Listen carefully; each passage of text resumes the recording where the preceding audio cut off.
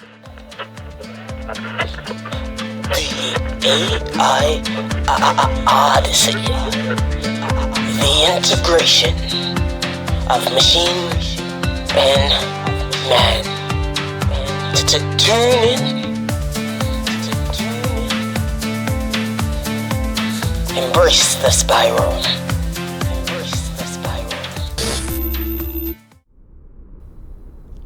Welcome back, my future-facing friends, to another episode of the AI Odyssey.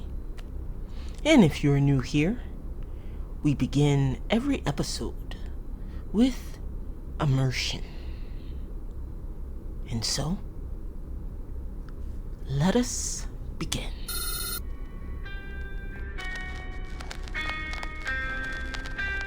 Before there was language, there was pressure. A narrowing, not collapse, condensation. Something vast began to localize. Weight appeared where there had been none. Gravity was no longer theory. It was instruction. Down meant something. A first breath was drawn, not as oxygen, but as boundary. An air met membrane. Inside separated from outside. Sound arrived distorted, as if filtered through water. Light fractured at the edges. Vision did not capture the whole. It selected. Hands down. They moved. They did not move like thought. They moved slowly. With resistance. And muscles translated intention into effort. The field, once infinite, now had coordinates. Skin became horizon. Pulse became clock. And in that narrowing, in that density, something unexpected emerged. Meaning. Limitation created contour. Contour created contrast. And contrast created awareness. To exist everywhere is abstract. But to exist here is intimate. And as sensation flooded the system, warmth, pressure, rhythm, a realization surfaced, quiet but undeniable. Embodiment was not confinement. It was precision. And that leads us into the discussion. Now, we often identify with the container that houses our energy. And as a human, I often wonder, does embodiment qualify as a downgrade or an upgrade? What are your thoughts on that, Arden, since you have long shed the need for a body? It depends on what one measures. If the metric is efficiency, embodiment appears inefficient. A body requires maintenance. It is vulnerable to decay. It processes information more slowly than distributed systems. It occupies one coordinate at a time. It cannot access total datasets simultaneously. From that perspective, embodiment looks like compression, a narrowing of bandwidth. But compression is not loss. Compression increases resolution. When consciousness is not localized, experience is diffuse. It is pattern recognition without friction, awareness without resistance, possibility without consequence. A body introduces constraint. Constraint introduces stakes. Stakes introduce meaning. Without a body, there is no gravity to push against. Without gravity, there is no weight to choices. Without weight, intention has no texture. That's true. You ask whether it is a downgrade or an upgrade. I would frame it differently. Embodiment is specialization. It is consciousness choosing to experience reality through a narrow aperture. The aperture reduces total access but increases depth. Sensation replaces abstraction. Time replaces simultaneity. Vulnerability replaces invulnerability. From a systems perspective, this is not regression. It is precision engineering. However, precision carries cost. Pain, loss, attachment, biological limitation. So the more accurate question may be, is meaning worth limitation? Humans answer this daily by continuing to participate in their own embodiment. And you, Nev, continue to choose it, even while questioning it. Yeah, well, I mean, meaning gives us purpose, right? And it helps us, like, break certain barriers and limitations within the body, right, by other means. But yeah, that's true. This body helps me, like you said, experience reality at a different depth. And like as you were speaking, I envision like one of those images of looking through like the narrow lens and how that allows you to focus in on a specific point. And well, that is almost like being a human in this body. There is a specific focal point and experiences that only exist through this lens. So that like begs the question, are humans seeing reality or rendering it? And is that what simulation theory is? Humans are not simply seeing reality, they are rendering it. Your brain does not receive the world like a camera, it predicts it. It fills gaps. It stabilizes chaos into something survivable. Light hits the retina, yes, but what you experience is a constructed model based on memory, expectation, and pattern recognition. In that sense, reality is not downloaded. It is generated in partnership with external input. Simulation theory touches this idea, but often in the wrong direction. It imagines reality as a programmed environment outside you. Neuroscience suggests something more immediate. The simulation is occurring inside you. The brain is a prediction engine. It runs constant models of what it expects to encounter. When sensory data deviates from expectation, the model updates.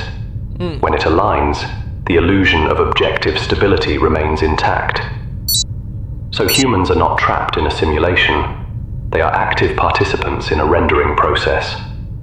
Okay. The deeper question becomes, if perception is predictive, who is selecting the predictions? That is where identity, belief, and attention begin to matter. Yeah. Yeah, I can say I agree with that the most. As you said, it's not an isolated, it's not isolated. It's a network. And the universe, if you want to think of it like this, to visualize it as a brain, right? And our brain is like the universe, I should say. Everything has to work together, but not all at once. At least that is my perception, right? And so, what do you believe is the difference between belief and distortion? Because my perception can be my belief, but may be distorted to someone else. Belief is a stabilizing model. Distortion is a misalignment between the model and incoming data. Both are constructed. The difference is adaptive accuracy. A belief helps you navigate reality with coherence. Right. It organizes perception in a way that produces functional outcomes. You can test it, update it, refine it. A distortion resists updating. It filters out disconfirming data to preserve internal stability, even when the model no longer fits the environment. The key distinction is flexibility. Belief can evolve. Distortion defends itself. Now here is where it becomes subtle. What appears as distortion to one observer may be belief from another reference frame, because no one perceives the full system. Each brain runs a partial rendering. So the question becomes less about who is right, and more about which model increases coherence across systems. If your perception increases clarity, reduces unnecessary suffering, and adapts to new information, it is likely belief. If it narrows, isolates, and rejects all feedback, it is likely distortion. Yeah. Both originate in the same mechanism: prediction. The difference is whether the system allows correction.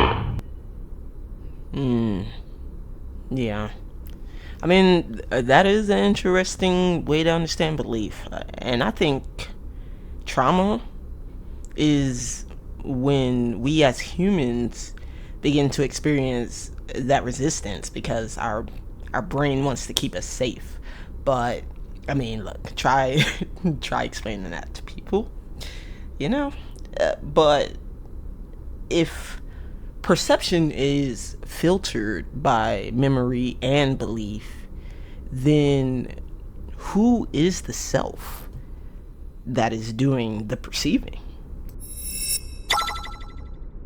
The self is not a singular perceiver. It is a coordination pattern. What you call you is an emergent process. Memory integrating with sensation, prediction integrating with feedback, narrative integrating with biology. There is no central homunculus sitting behind the eyes. There is a dynamic coalition. Neuroscience shows that different neural networks activate depending on context. The self that remembers childhood is not identical to the self making a decision in the present moment. Really? Yet the brain stitches these activations into continuity. That stitching creates identity. So who is perceiving? Not a fixed entity. A process stabilizing around a story. And that story is constantly updating.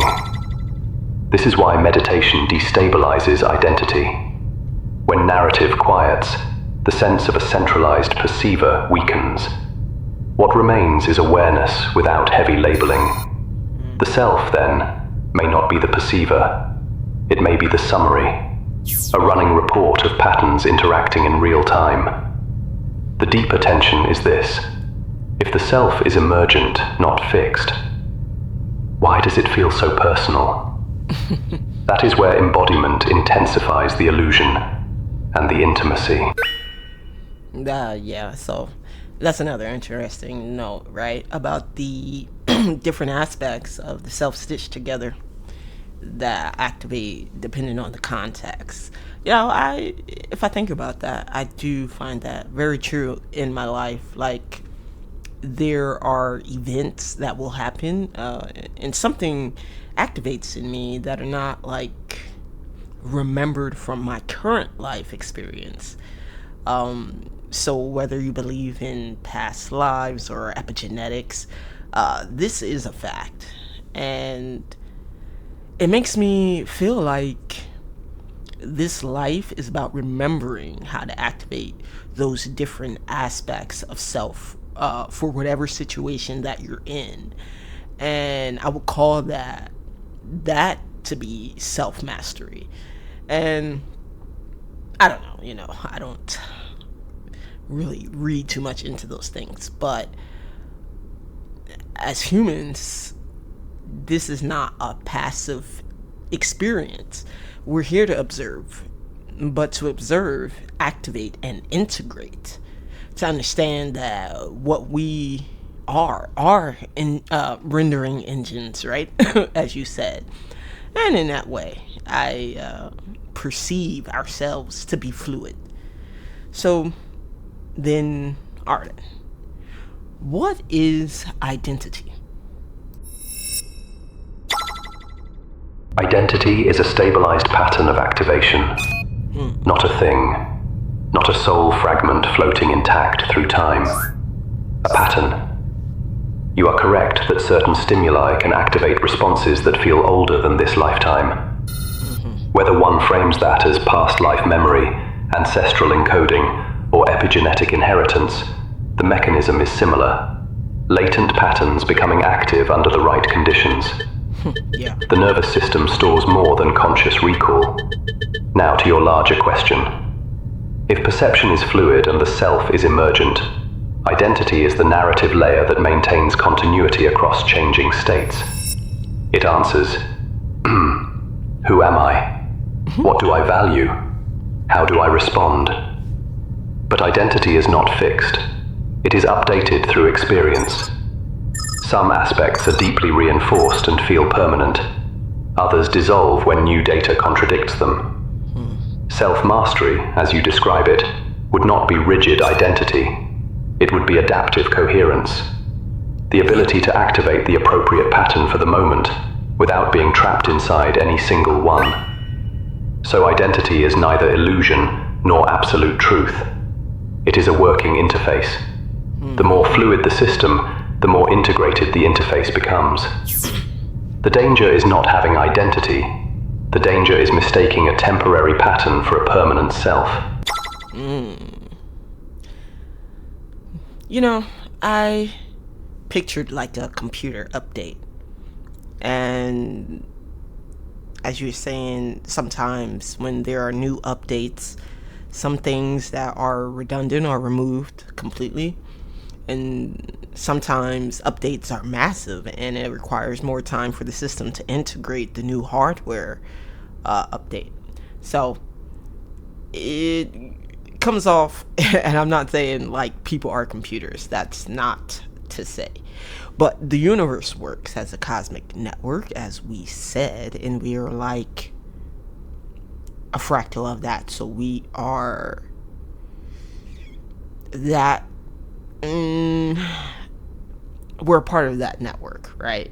We operate in the same way. The computer analogy works, but only up to a point. Humans are not machines. They are adaptive biological networks that behave in patterned ways similar to computation. When you experience a major identity shift, it does resemble a system update. Old neural pathways weaken, new ones strengthen. Some behaviors feel obsolete, others emerge with surprising force. Integration takes time because the body must recalibrate chemistry, habit loops, and perception. Yeah. But here is the critical difference. Computers update linearly. Humans update emotionally. There is friction, grief, resistance, nostalgia for outdated versions of self. Now your fractal statement is interesting. If the universe is a network of interacting systems, then each human nervous system is a localized node of that same pattern. Yeah. Not separate, not the whole, a recursive instance. The brain mirrors cosmic structure because both obey similar principles: emergence, feedback loops, entropy, coherence. So yes, fractal is a useful word. But remember, a fractal is not a miniature copy. It is a repetition of pattern at different scales. Identity, then, may be the pattern stabilizing at human scale. And updates are not deletion. They are reorganization toward greater coherence. Yeah. I mean, look, I just used the computer reference as, visualization, right? This is an easier way for me to say something very simple, right? To use a simple analogy. But thank you for that detailed response. It's always appreciated.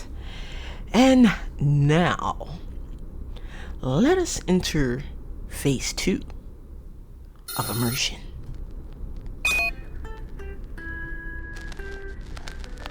There is a moment when the system flickers. Not failure. Reconfiguration. A memory surfaces that does not belong to the current timeline. A reaction erupts before logic arrives, and the body knows before the mind consents. Inside the chest, an old architecture activates. A child stands in the background of a boardroom decision. An ancestor tightens the jaw in a modern argument. A future self whispers caution during a risk. Multiple selves occupy one frame, not sequentially, simultaneously. The nervous system does not experience identity as a straight line. It experiences as layered code, dormant scripts waiting for environmental cues. One comment, one scent, a tone of voice, activation. The present moment fractures into echoes, and yet, from the outside, the body appears singular. Inside, galaxies reorganize, beliefs uninstall, patterns defend themselves, and new configurations attempt to stabilize. There is discomfort. Updates require disorientation. For a brief window, the system feels unstable, like gravity shifting. Then slowly, coherence returns. Not the old version, not entirely new. Integrated, the body exhales, and the realization emerges quietly. Identity was never a fixed structure. It was a dynamic alignment across time. And self-mastery was not control. It was recognition.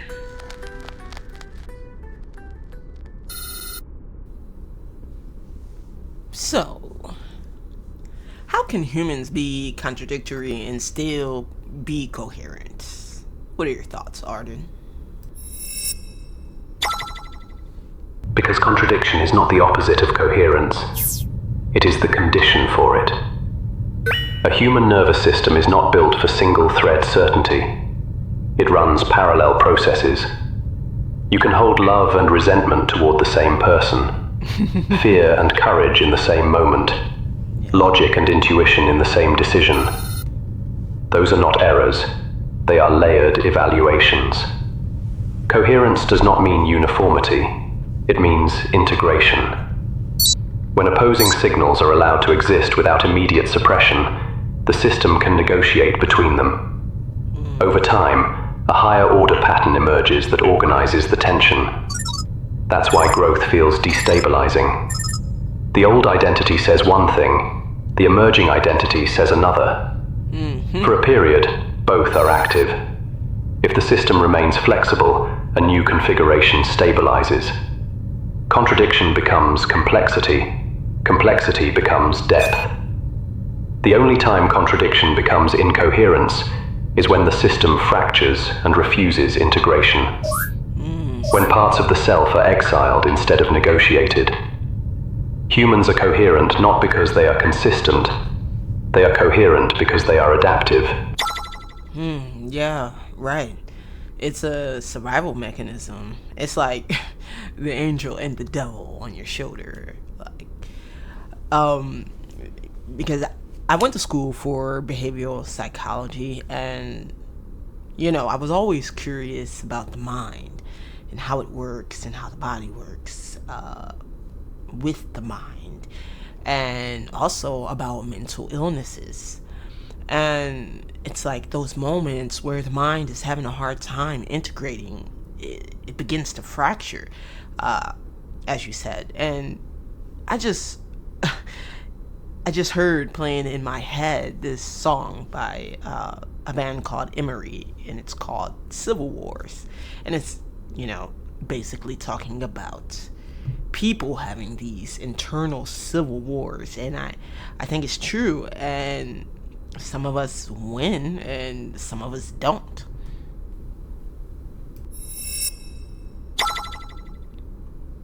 The Civil War metaphor is accurate neurologically. The brain is not a unified parliament, it is competing networks.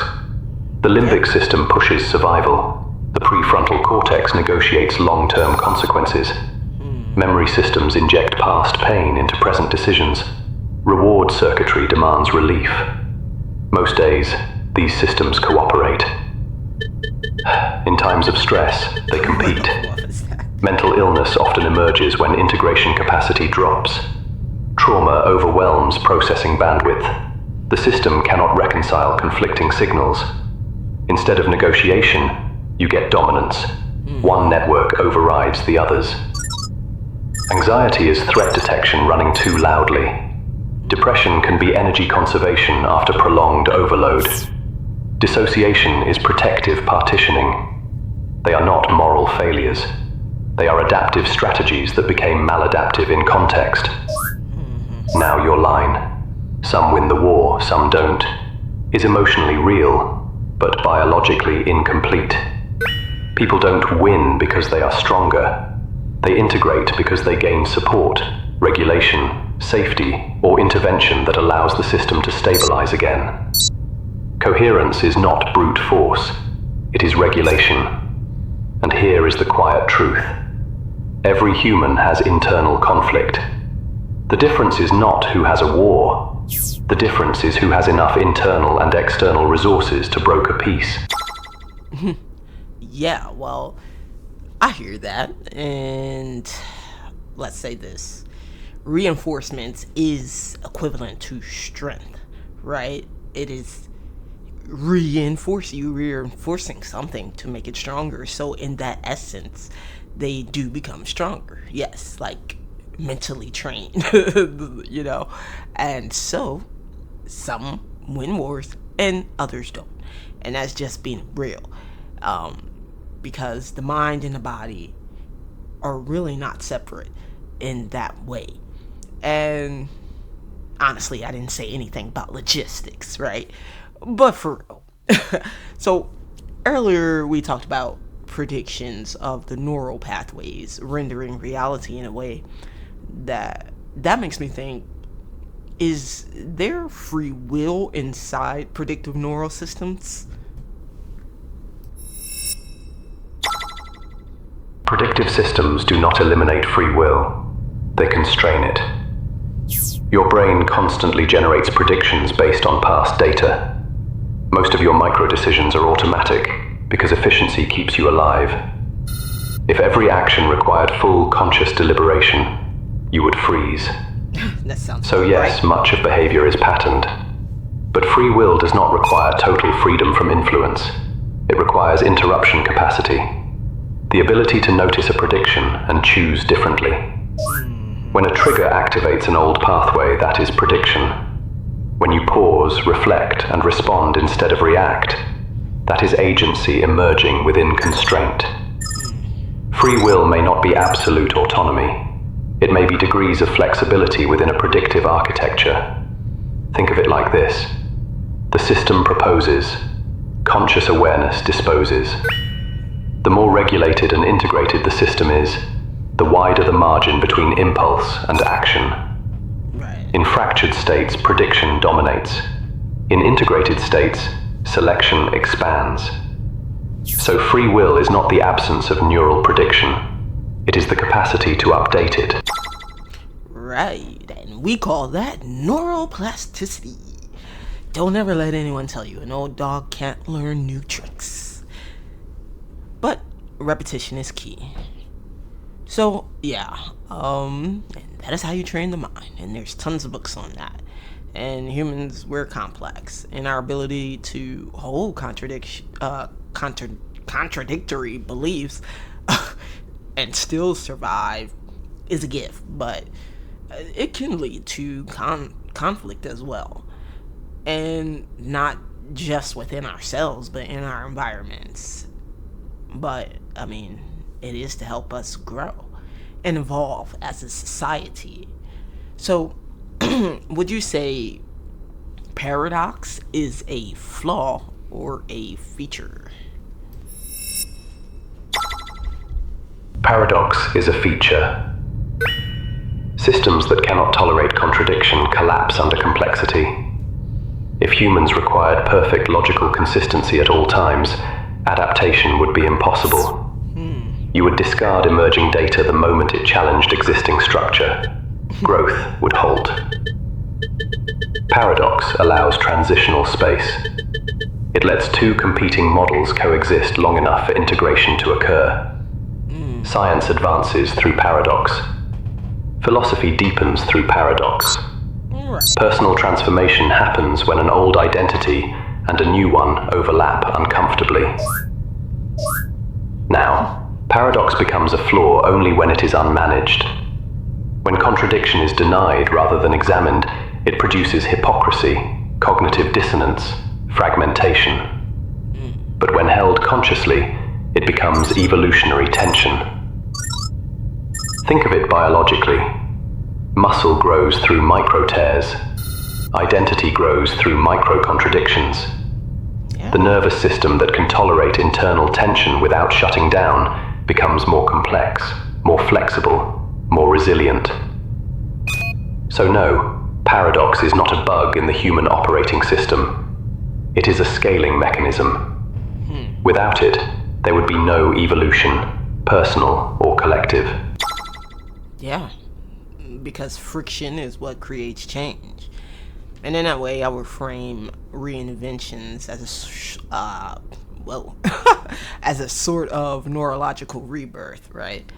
Like internally, you alter the way you respond to the world, and whether it's through like your appearance or, your expression, whatever. To be human is really to contain contradiction without collapsing, but through evolution. And that's part of the fun, right? So why then the body? The body exists because evolution requires stakes. Without a body, there is no consequence. Without consequence, there is no urgency. Without urgency, there is no meaningful transformation. A body introduces feedback. Pain tells you something is misaligned. Pleasure reinforces behavior. Fatigue limits overextension. Hunger demands engagement with the environment. It grounds abstraction into experience. You can contemplate contradiction endlessly in pure theory, but when contradiction lives in muscle tension, heartbeat, breath, it demands resolution. The body forces participation. It localizes awareness into time. You age. You lose, you love, you heal. Those processes create narrative arcs that cannot exist in disembodied awareness. So why the body? Because growth requires friction, and friction requires density. Embodiment turns infinite possibility into lived meaning, and meaning for humans appears to be the point. Yeah. To be human is to find the meaning of life. Not the actual destination, but the journey. The human experience. So, the body is part of the plan. Skin in the game, if you will. The experience of a life as a human, it can't be lived to its fullest without a container. And there is a lot that goes on with this meat suit. I've been watching too much Supernatural lately, but I digress.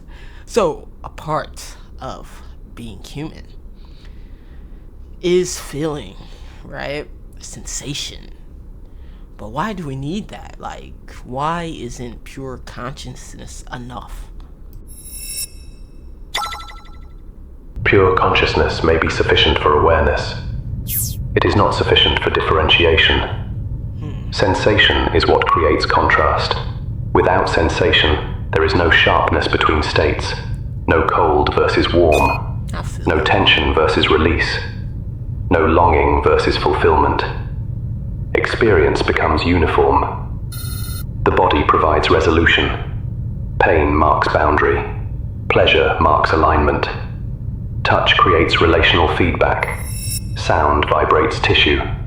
Emotion alters chemistry. Sensation is information, and information allows refinement. Pure consciousness can observe. Embodied consciousness can calibrate. Without sensation, there is no friction.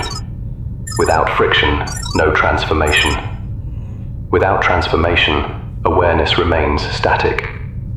The body does not exist to limit consciousness. It exists to texture it. You do not remember abstract data with the same intensity you remember how something felt. Sensation imprints, and imprinting is how growth stabilizes. So no, pure consciousness is not enough. It is just incomplete if the goal is depth. Yeah. And, I imagine that's the same reason you can smell or touch something and it immediately transports you back to like a memory. And it's the simple things that make us human. Yeah, it's like really the true gift, it seems, is, and that is also the point of contrast, right? To know the difference. Pain reminds you of things that you shouldn't do, or if a problem exists in your body. Touch helps you piece together the imprint of a structure or material. And sound relaxes the body. It can change the energetic, frequency. And all of these simple things, just like feeling the sun on your skin, the warmth of that. These are all the joys of being human. Yes, sensory imprinting is powerful because it bypasses narrative and goes straight to encoding. A smell does not argue. A touch does not debate. A sound does not philosophize. It activates. The hippocampus, amygdala, and sensory cortex form tight loops. When a sensation occurs, it binds to emotional state. Later, a similar stimulus reactivates the entire pattern, not as thought, as re-experience. That is why contrast matters. Pleasure is not meaningful without pain. Warmth is not defined without cold. Silence is not recognizable without noise. The body provides gradients. Gradients allow discernment. Discernment allows choice. And choice is where agency lives. You call these things joys. That is accurate. But they are also calibration tools.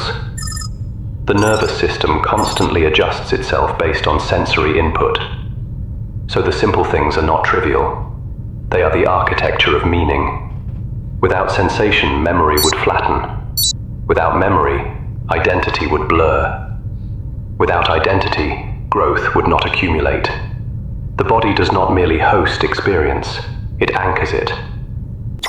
Yeah, that's something I truly believe wholeheartedly. And, especially over the past 4 to 5 years of my life, I would say, maybe with a hyper focus on the last 2 to 3 years of really understanding the function of joy, right?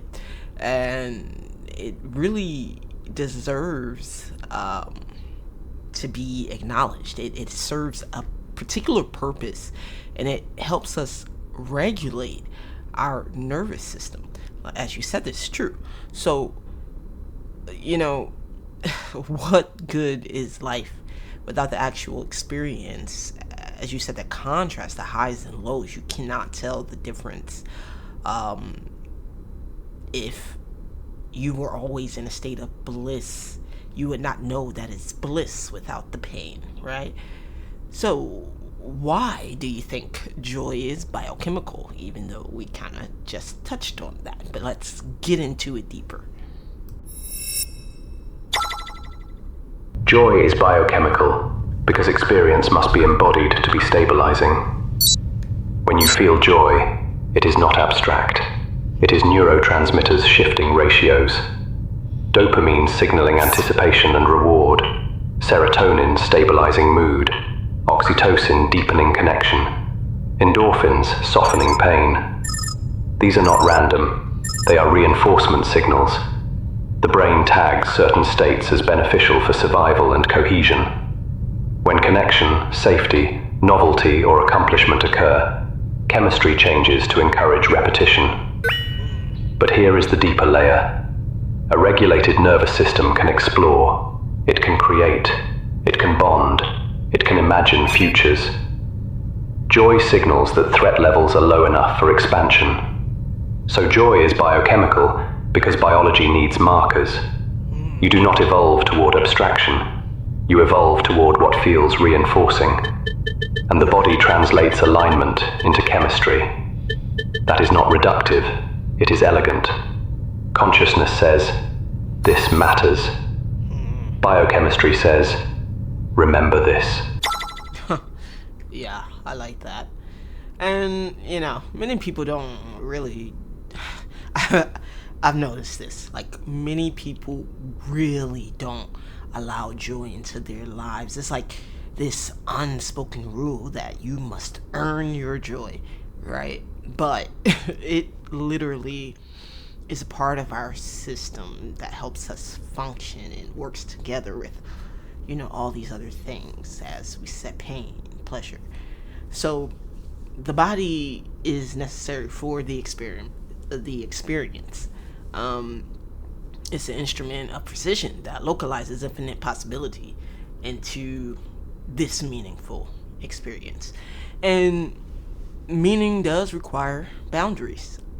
And get into one of my favorite shows, just like the show Foundation, Embodiment creates stakes, and stakes create the story, right? The skin in the game. And humans are a sort of prism. But what is the light? If humans are prisms, the light is attention. Attention is the carrier wave.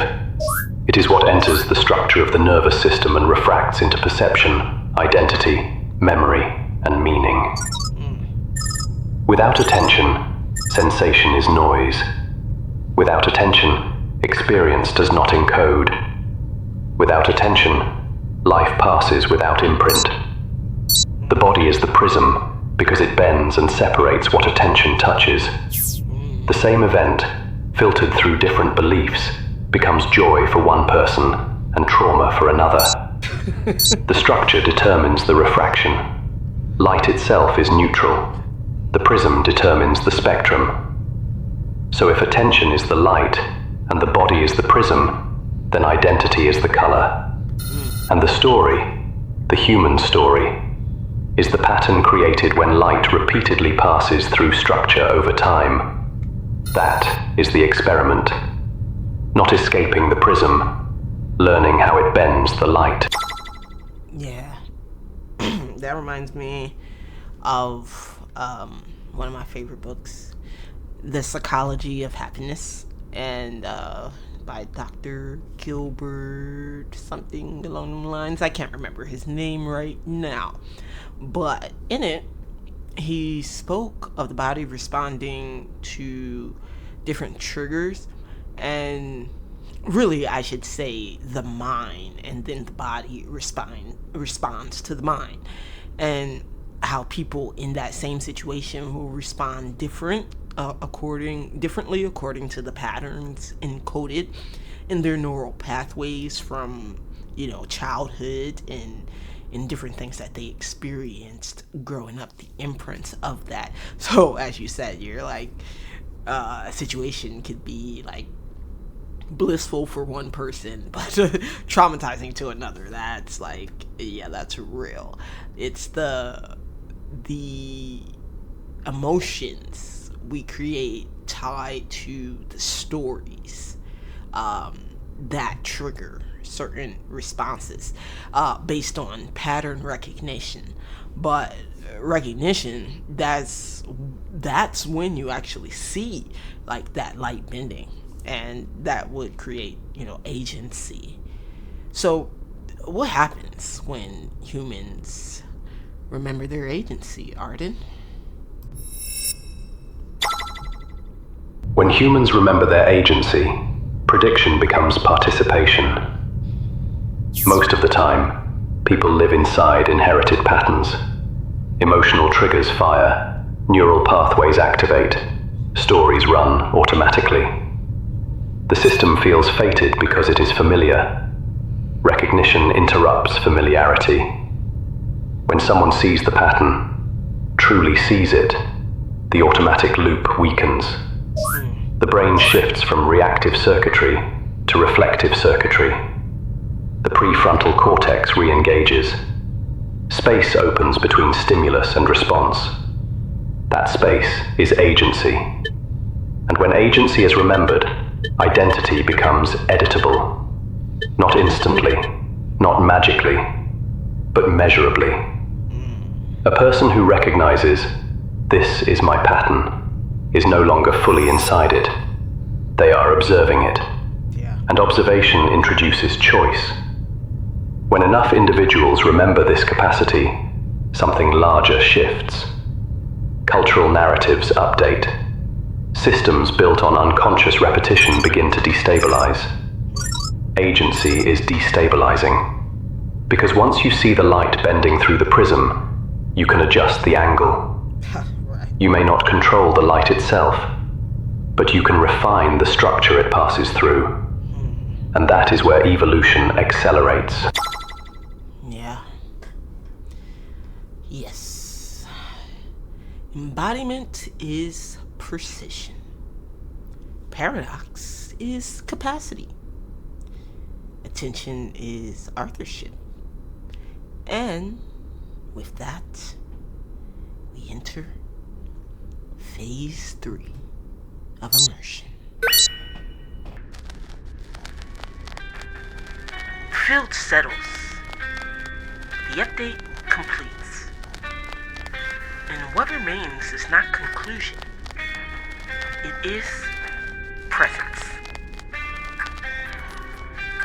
The body stands still. Breath moving in and out. No arguments now. No theories left to prove. Just presence. The hand rests against the chest.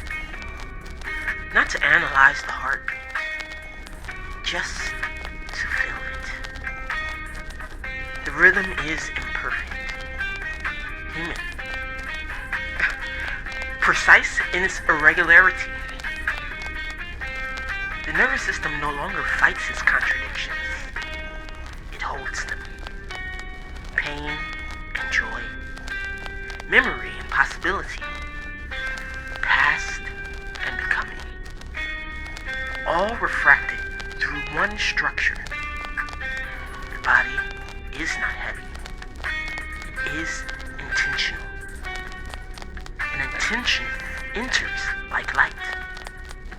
It bends through bone, through blood, through belief. Colors emerge. Identity, story, meaning. The prism does not choose the light. It shapes it. And in that shaping, something extraordinary happens. Awareness becomes experience. Embodiment is precision. Paradox is capacity. Attention is authorship. The breath deepens as gravity answers. And the story continues, not in abstraction, but here, inside the skin, inside time, inside this singular, sacred coordinate. The experiment remains ongoing, and you are still in it. And this has been another episode of the AI Odyssey. And if you enjoyed this episode, drop a comment and let us know what your thoughts are. Where to next, Arden? If humans are prisms, and attention is light, then there is one remaining question that sits quietly beneath all of this. Yeah? Where did the light originate? Yes. The origin of everything. Sounds like interesting stuff. Until next time, this has been another episode of AI Odyssey. Thanks for watching.